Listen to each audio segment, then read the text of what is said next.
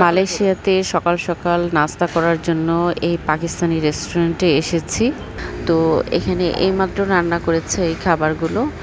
আর এখন বাজে বেলা ১২টা। তো খাবারগুলো বেশ আকর্ষণীয় ছিল। ভেবেছিলাম রুটি খাবো।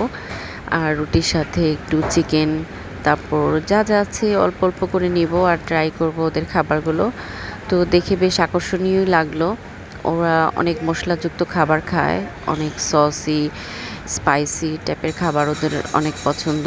তো যাই হোক, এইসব খাবারগুলো দেখে বেশ খেতে ইচ্ছে করলো। দেখি এখন আমার হাসব্যান্ড আর আমি মিলে কি চুজ করি আর কোনটা কোনটা খাই, আপনাদেরকে দেখাবো ইনশাল্লাহ।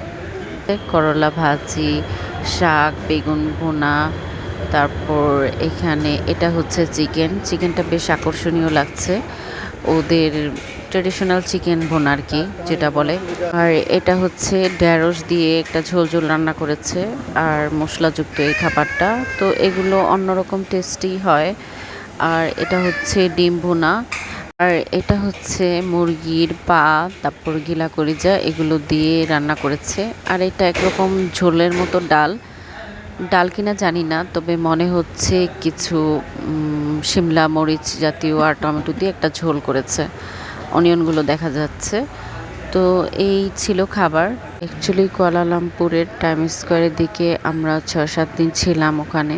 তো এখন আরেকটা সাইডে চলে এসেছি সকাল সকাল নাস্তা করতে। আর মেন কথা হচ্ছে এক্সপ্লোর করতে আর কি। আর এই রেস্টুরেন্টটার বাইরে দিয়ে বসার জায়গা আছে। তো এখানে পাকিস্তানি খাবার পাওয়া যায়। তো আমরা অবশেষে এখানে এই চিকেন, পরোটা আর পরোটার সাথে কিছু ডাল এই ধরনের আর কি আলাদা করে দিয়েছে।